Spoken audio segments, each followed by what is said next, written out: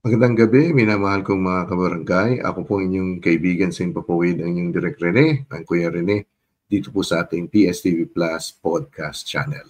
Sa gabing ito ay ating makakapanayam, makakatsikahan, kwentuhan natin. Isa sa halos pareho kami, ako sa Zamboanga City, siya naman ay taga Zamboanga del Sur, no? At parang napuntahan ko na yung bayan niya kasi malapit daw sa Pagadian. So ating makakapanayam, makakausap po si Kenneth Gustilo. Kenneth, magandang gabi, Kenneth.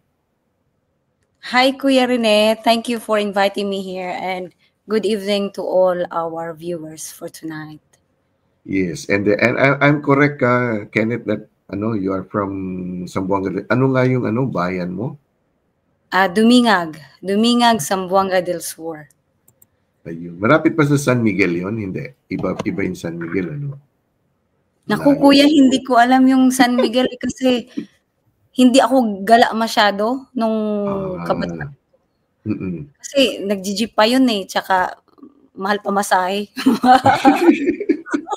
So, pareho pala tayong laking probinsya, no? At yung syempre simple yung lifestyle, yung buhay ng time na yon. And then by profession pala, Ken, you are a nurse, no? Ikaw ay isang registered nurse, no? Sa Philippines ba, you were a nurse already? Yes, so I finished my nursing degree in Manila, Our Lady of Fatima University. So after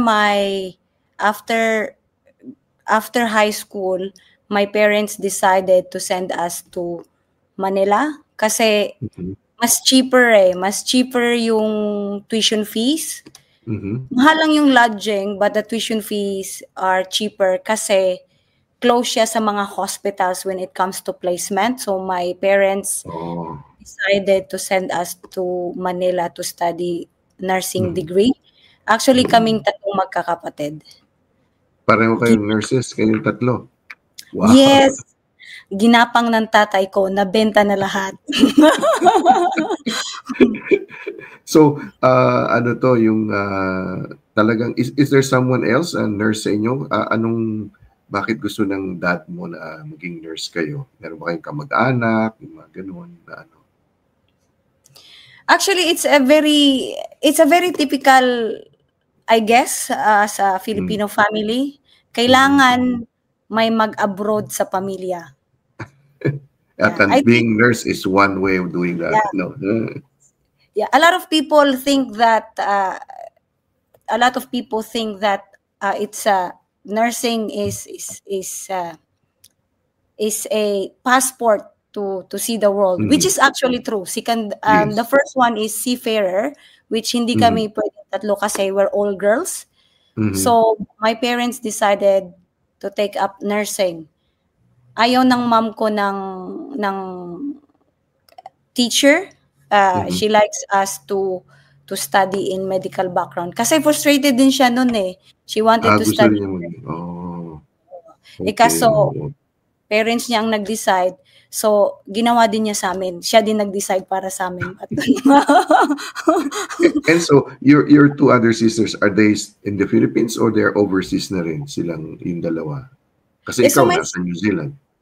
Yes, so they're still in the Philippines. The other one is actually working in Fabella Memorial Hospital. She's a registered. Yes. And yung isa, she's currently looking after 2 kids, but her husband is a registered nurse also in one of the public hospitals in Pampanga. So ikaw lang ang nag-overseas as a nurse in among the 3 of you. Ikaw ba panganay? Are you the eldest, Ken? Yes, I'm the eldest, and hoping one day they will be able to come here soon. One day. Okay. All right. For a visit or to work also? Both. Kasi malungkot dito eh. So that's one of my goals. Ikaw lang mag-isa. Yeah. Okay. So, pareho pala tayo, no? Laking probinsya, tapos nag-aral sa Manila. Oo nga pala, Ken, bakit Manila, hindi Cebu? Mas malapit ang Cebu. why did your parents say, oh, Manila na lang mag-aral, hindi sa Cebu? Do you have any idea kung bakit? Kasi I think Cebu was actually my parents did not think about Cebu during that time kasi they're aiming for us to see Manila, to live in the city, to be far away from them, to start independency. Okay, oo. So ano, pareho pala tayo nag-boarding house, yung parang ganon, no? Saan ka nag-aral? Well, dalawang eskwelahan. I always tell my students, huwag niyo akong gayahin kasi dalawang school sa Zamboanga bago ako lumipat ng Manila because I wanted to become an engineer. Kaya lang mahina ako sa math eh. So I studied at Adamson 1 year and 1 summer. Para palabing bagsak eh. So I moved to FEU. Wow! At AV English ang aking tinapos kasi nga mahina ako sa maths. No? So gusto ko talaga maging engineer but didn't pursue. So yun yung journey natin. No? Pero alam mo, Ken, nung time ko, yung mga batchmates ko nung high school, kalahati ng batch namin, naging nurse. No? Kalahati. Talagang half of, we were 40 ba o 40 kami. More than 20 naging nurse talaga. Ako, talagang muntik na. But during that time, takot ako sa dugo eh. Yung parang ganoon. So I didn't pursue that. But kasi sa ano namin, sa family nga namin, no, wala namang nurse dun sa amin. Kaya lang, yung time, alam mo, di ba, parang cycle yan eh. May time na in siya. So yung nung early 70s, in siya. So yeah, half of and almost all of them are overseas. Either nasa Europe o nasa US or Canada. No? But nasa Philippines din iba. So, nasa ano ka? You were working as a nurse. Anong hospital ka nag-work sa Manila, Ken? So I work in Valenzuela Medical Hospital. It's a public hospital. Kasi near din siya sa bahay namin sa Manila. Actually, we don't have a house in Manila. It was an apartment. So, during that time, when I took up nursing, I really wanted other course. I wanted to become an accountant. Kasi accounting, my mom, she was in the business and I feel like if accountancy, iba yung mga thinking eh. Magaling sila sa analytical and critical thinking. And I was fascinated with numbers. I was fascinated with how a business grows.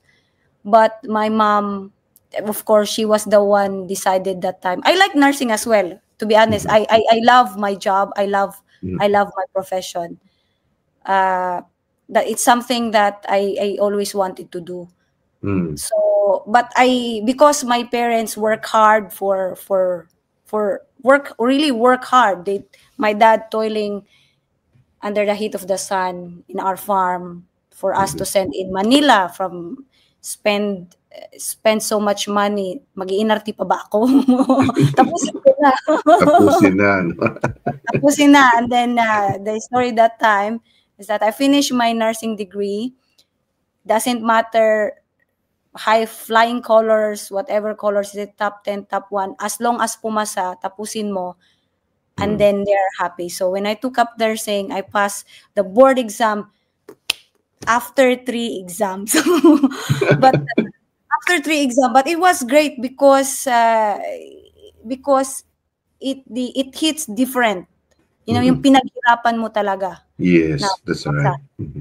And then after that one, luckily, the Valenzuela was open for nurses.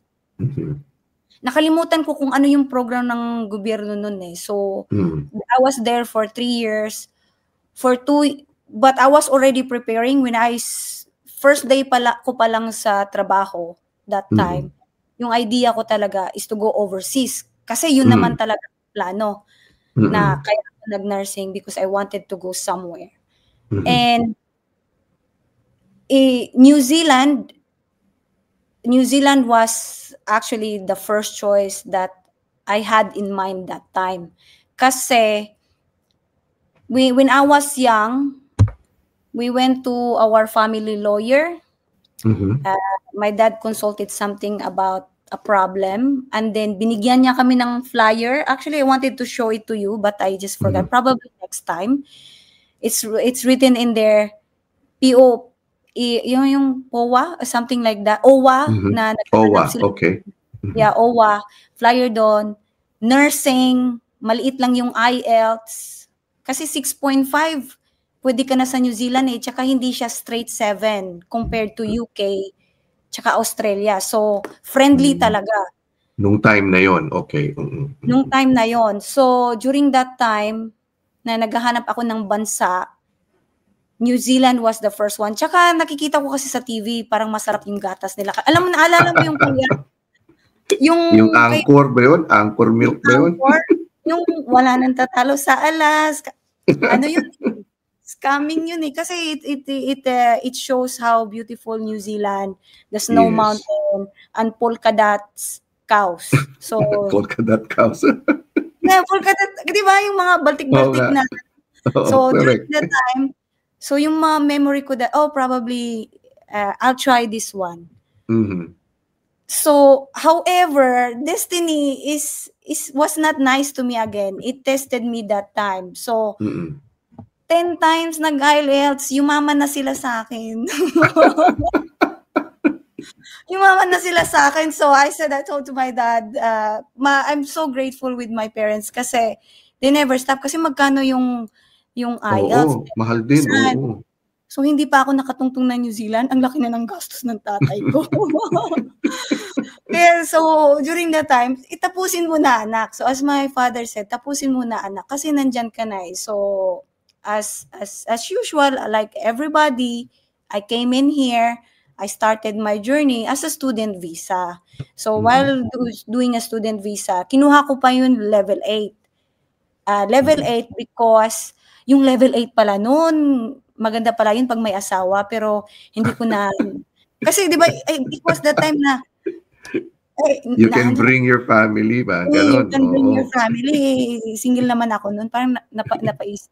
Pero hindi ko alam, parang maganda lang siya pakinggan. So it's really good for you to really learn, make your homework before jumping into. Yes, that's correct. So, nursing din yung course mo nung nag-aral ka dito sa New Zealand or another course? No, it was one, like anyone else, it was a level 8 postgraduate health management level 8. Postgraduate. Oh, yes. Yeah. Okay.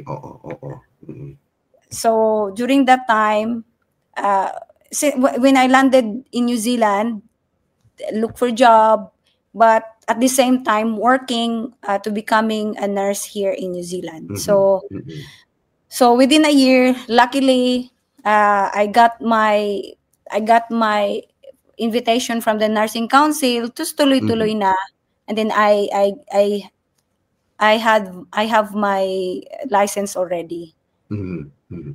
So you are a nurse practitioner, trained in the Philippines, trained in New Zealand, registered Philippines in New Zealand, but you're also an entrepreneur, Ken.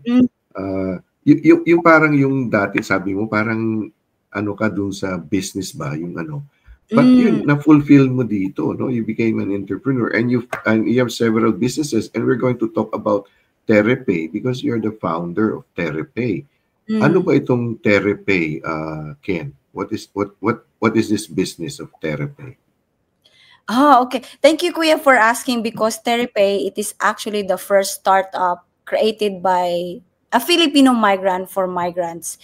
It's a micro-lending that helps Filipino access funds for personal needs or during moments of hardships, especially if you wanted money to send overseas. Kasi as a Philippine, we come in here, aside from bayad utang overseas, but we also use the money to support our loved ones back home. Kung hindi man tayo nakapagpadala na tayo, but sometimes we need money as well to live in here. So that gives me an inspiration to create TerrePay, because the finance was not created for migrants. I have to be honest with that. It is not created for migrants culture because they don't know because we're part of a sandwich generation. Have you heard about sandwich generation, Kuya? No, ano yun? Sandwich. Ngayon ko narinig yan. What is sandwich generation, Ken? Yeah, it's very interesting because sandwich generation, sandwich generation is you're looking after your own family while you are also looking after your family back home. It's a sandwich caring, and that is Nasa ano ka? Okay. so that is putting pressure on the person putting pressure on the person that is providing, especially the migrant like us. Kasi I believe we are very strong because of our experience in here, and we don't have the mga kapitan. So that was the inspiration behind therapy. And also, it was created out of love for my family. For my family back home, I wanted to have a securement that if any time of the day, anywhere, not even waiting for my next paycheck, there is someone that I could grab to use it to send back home, or I could use that money to spend here in New Zealand while waiting for my next salary. Now, therapy, does it mean, ano yun? Dalawang parang, ano yung alam ko yung pay, pero ano yung ano yun? Paano mo na, how did you come up with that name? Very cute eh. Parang, catchy siya eh. Parang therapy, bilis eh. Oh, thank you So for how did that. you come up with that? Oo. Tiri is it's a Maori word. It's a Maori word. When I came here in New Zealand, I was fascinated with the nature, with the people. They're very, very kind, very pristine land, and I found many friends, Maori friends, and our culture is similar because we're both loving with our family. And then when I visited my friend, they said tiri, and then I googled it. It's called fasts. Okay. So I keep it in my Google that time that one day I will create a company named Tiri. I just found and because it's fast. It's good to help family fast. Fast. So Quickly. Okay. quickly, swift. Nice. Yeah. Swift. Yeah, nice. Ganda ng ganda ng parang yung paano siya came about, no? So, you founded this company and you're still working as a nurse. So, how do you divide your time? Paano yan? Busy ka, very, very busy. I think the day has 24 hours. The day has 24 hours. I'm only working few hours as a nurse. That gives me a time to work therapy and other ventures. But to be honest, if you really wanted something, you're gonna find a way. And also, by working as a nurse, it's very funny because everyone asking me, why are you still working as a nurse? Working as a nurse is the best thing that I have done so far, I guess. And I don't want to remove it. I don't think I want to stop working as a nurse. Kasi I find fulfillment. Yeah, it's the fulfillment that I am looking after a person. It sounds cringe. I have to be honest, but looking after a person, understanding them why they are in pain, the resilience of receiving those pain, and looking after them is a different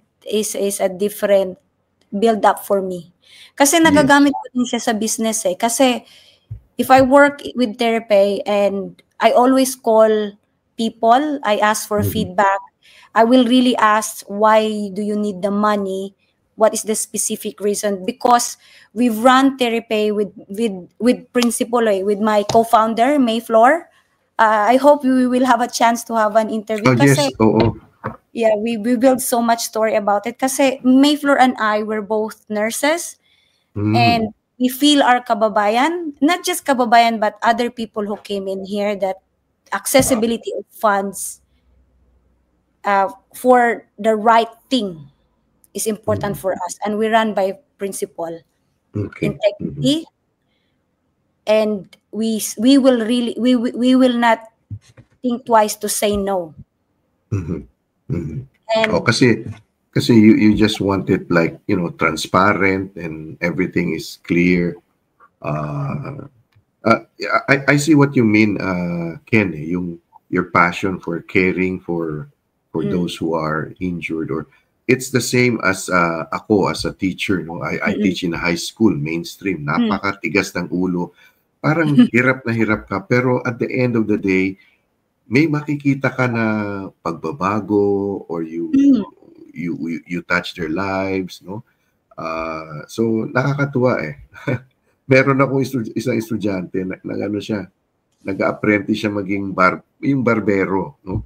So sabi niya, "Sir, I will cut your hair, you trim your beard," ganon. So ako yung subject niya na ano, parang libre. Sabi ko, no, I'll pay you. It's just like when you take care of a person, no? Gumaling man o hindi, pero pareho yung, di ba? Pareho yung care na you're giving, di ba? Of course, napapagod ka rin, di ba? Minsan may makulit kang pasyente, but at the end of the day, it's the commitment and the passion. And of course, you yung may oath kayong mga nurses, di ba? Yung ano to, ang tawag no? Basta yung parang yung sa doktor, di ba? Yung nag-oath kayo to take care of the no. So, yeah, nakikita ko kung paano mo nako-combine yung ano eh. And also, you still have other businesses pa, Ken, no? Can you tell us a little bit about that? Ano pa ba yung iba? Ano ba yung Funvel? Tapos, nasa Toastmaster ka. Alam mo, ang dami mong ganap eh. Kaya gusto kitang makausap talaga. So, what are the other things that you're doing, Ken? Madami talaga akong ganap. Parang bored na bored ako sa life.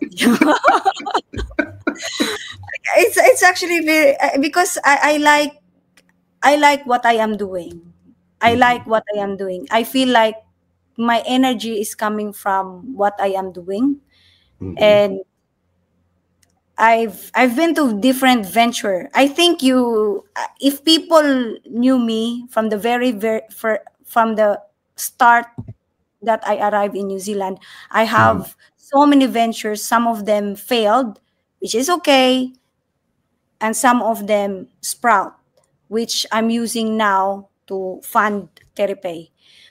Actually, nag-start ako magtinda ng, madami akong tinitinda before. Kasi madami talaga akong tinitinda before, parang hindi ko na sa sobrang dami, natatawa na lang talaga ako. Kasi selling is passion. Selling is passion. I feel happy talking to people na gamitin mo tong product kasi nakakatulong ito. Actually, when I arrived here in New Zealand, nagtinda ako ng itlog maalat. Itlog maalat? Sagad? Passion ko na talaga magnegosyo kasi nagninegosyo na ako sa Pilipinas eh. And also, I'm so proud that even when I was in university, I was not young, dumb, and broke. I was young, a little bit, probably hindi man naman magaling sa school, but I was having money because I was already selling. So when I came here in New Zealand, so when I came here in New Zealand, nung nawala, so I really have to look for ways na makakapagtinda ako kasi happy ako doon. Na sasabihin ko sa landlady ko, benta ko tong mga ano mo, yung mga sayote mo. So, benta namin $3. O, sa kanya na yung $1 kasi siya naman, binili ko sa kanya naman yung lupa, tsaka siya na naman nag-garden. Sa akin yung $2. Kaya na ako noon. Yung landlady ko, madami siyang lemon. Hindi naman niya ginagamit. Sige na, benta ko na to. Kasi, it's I feel like it's an art eh. And then I met people. I met nanay. Tas kahit nung naging nurse na ako, ayun, noon pala ako noon. Actually, I'm very proud that I was the first one who sell sew-in panty ng national underwear ng Philippines. Yung mga tagline ko pa noon, simula sa lola mo hanggang maging lola ka, buhay pa ang panty mo. So yeah, like and when I did that one, it's because I was I was not thinking about being failure. I was not thinking about spending money. Kasi pinaghirapan naman yun, di ba? So what I did is that I worked for 1 year. I worked for 1 year overtime as a nurse. Dami kong overtime noon. I paid my debt, cleared my debt with my parents. Yung the money that they spent for coming here. Okay. And then after noon, syempre, natapos na yon. Kasi conversation ko sa magulang ko, it's like transaction din eh. Para mapagkatiwalaan. Kasi kung utang ulit ako, pagkatiwalaan nila ako, wala tayong kwentahan, mother, father. So, I mean, yeah, so my parents and I, we have that kind of transaction relationship. Kasi it's good for boundaries eh. So we grew up in that one. And so nung natapos ko, ayun, nag-import ako ng New Zealand. So my first budget that time was 10,000 New Zealand dollar. Pero kinikita, yung iba noon, kinikita ko na yun sa small side hustle ko na tinda-tinda. Pero hindi ako yung halimbawa may magluto-luto, ganyan-ganyan. Ako na magtinda, sige, parang ako yung nila distributor. So So I gathered 10,000. Pero ginawa ko yun nung naging residency na ako. So 10,000 nagkumuha ako ng buyer sa yung sa Philippines, yung friend ko. Yun, karton-karton yun ng mga panty ng sew-in. Mga yun, yung from kinder to ganyan. Kasi nakikita ko na yun, bakit wala bang grabe talaga yun. Tapos yun, yung nagrenta ako ng buong bahay, ginawa ko siyang showroom. Ginawa ko siyang showroom ng mga as in. So, yung mga imported na products. Oo. Pero yun, legal yun sila lahat. I don't go under the table. I don't use, I use cargo shipping. I build relationship with custom broker. I build relationship with sa mga tindera overseas. Yun yung ginawa ko. Hindi ako yung parang yung underground. Yung post na yung parang yung padala dito. No, I don't. No, I started with do the right thing. Kahit yun dun, I've built up yung parang the most exciting pa that time kasi yung mama ko dito na namumroblema ng nanay ko kasi anak, ba't ka tindera? Di ba nurse ka? Anak, di ba nurse ka, anak? But because I was very happy that I was selling. I'm meeting people. I use magic hands na, ang ganda, di ba? Parang kasi inaaral ko pa yung mga clown eh. Paano yung parang pagbukas ng panty ng sew-in, parang magic talaga. Kasi pinapractice ko pa yan sa salamin. So, kung nanay ko naman, nakikita niya, kasi nagbakasyon nanay ko, nakikita ko nanay ko nagpa-practice sa salamin, paano magbenta, mag-ganyan, action pa. Sa'yo na, anak, ano na ba talaga? And then, ako, so, doon sa Avondale Market, lahat ng market ng New Zealand, pinaplat ko yan. Yung mga Saturday, Sunday, pinaplat ko yan kasi dapat Friday night, hindi ako night shift. Kasi pag Saturday tsaka Sunday, nasa palengke ako, tendera ako. Yun yung pinakamasayang araw ko. Dapat nga, magtrabaho ako ng weekend kasi yun yung malaking pera as a nurse. Pero mas pinili, pero mas maganda yun kasi mas maraming gusto ng weekend. So, mas pabor sa akin yun. Na hindi ako mahirapan mag-exchange ng shift. So yun, during that time, I built that moment of being street vendor. Pero during that time, because that cash flow, I was already looking for diversification of portfolio. So I really invested to go for events na kung ano-anong mga conference, kasi ano bang ginagawa nila dito? Ba't ang ganda-ganda nila? Ano bang yung pinag-uusapan nila? So that's where I learned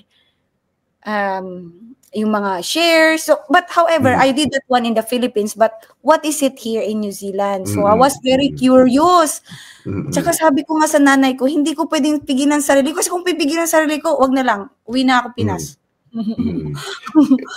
And then, tsaka Ken, I think what you were doing is yung research yung pag-attend ng conference, yung nagre-research ka na nun kung whatever it was that you were planning. And then out of that research, eto na, yung Therapy is one of the things that, came out of that. Plus, involvement mo sa Toastmaster, no? I think that's a natural progression na nakapagsalita ka sa mga markets and then talk to people. So, what is the next step ng Therapy, Ken, for the next, let's say, next 5 years? Ano yung parang future plans that you're projecting, Ken? Therapy is my plan for Therapy. It will become a platform for migrants to look for an alternative solution to build their security, security opportunity, and a better tomorrow.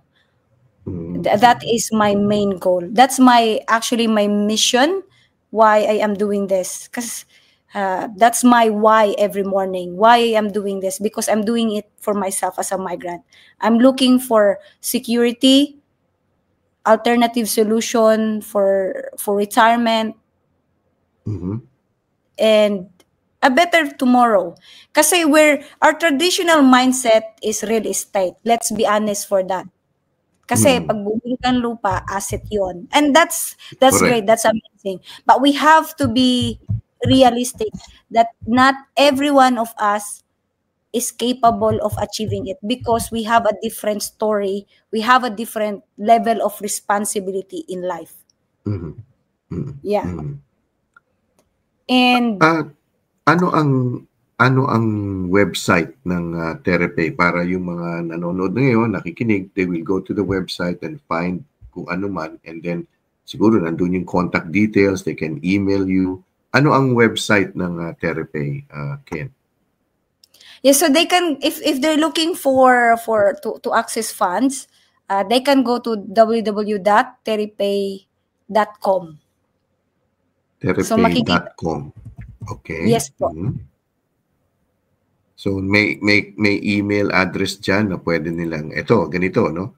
www.therapy.com, and then you can get in touch with Ken, no? Tsaka yung nandiyan yung mga detalye kung ano yung pwedeng gawin, no? So www.therapy.com. This is a mission of the founder of Therapy, si Kenneth Bustillo, no? So gusto niyang tulungan ang tayong mga OFWs, tayong mga migrante, na we have our challenges with expenses, with our financing, o yung mga kung ano-ano. So right person is go to therapy.com. So Ken, schedule naman natin yung susunod natin is kasama na si May. May ba? Mary Ann? Yeah, May Flor. So we're looking Flor. forward that she will be joining again in part 2. Oo, yung part 2. At pag-usapan natin yung Toastmaster at iba pang So maraming salamat Ken. Paano, kasi ako, mama ko is from Cebu, no? Ang papa ko ay taga Davao, Zamboanga. So jutay lang, gamay lang yung hibalo ko sa Bisaya ba? It's okay. Paano, yun, sa gabi, maayong gabi sa inyong tanan? Maayong gabi. Yun ba yung maayong gabi. Maayong gabi. Yun yung pag nagbababay ka na, yun ba yun? Maayong gabi? Or iba yata eh. Paano ba yung babay ng hindi ko na hindi ko din maano ko kasi hindi pinapractice. Maayong gabi. Gabi. Oo, maayong gabi. Ano pala, Ken, curious ako, do you have Chinese blood in you? Kasi parang, I mean, not being racist or being stereotypical, pero ang mga Chinese kasi, mahilig sa negosyo eh. Meron ka bang may Chinese blood ba in your family? Nanay ko. Your mom. Okay. Yeah, my parent, my mom. Your She's mom. yeah. Something Kasi like that. Something like that. Kasi ako naman ang tatay ko. If you look at my dad, he's really the typical yung talagang Chinoy, no, yung niya kasi he is Spanish Chinese. So thank you so much, Ken. Hanggang sa susunod, hope to catch up again with you. And I'm really so fortunate and happy that we had this conversation, itong ating podcast, no, ating chikahan. So thank you so much, Ken. And I'd like to thank also, salamat sa ating mga listeners and viewers na pinayagan niyo kami ni Kenneth pumasok sa inyong tahanan, sa inyong mga puso sa mga panahon na ito. Ako po inyong kaibigan sa Papoy ng inyong Kuya Rene, inyong Direk Rene. Maraming salamat. Thank you. Take care and God bless. Goodbye for now.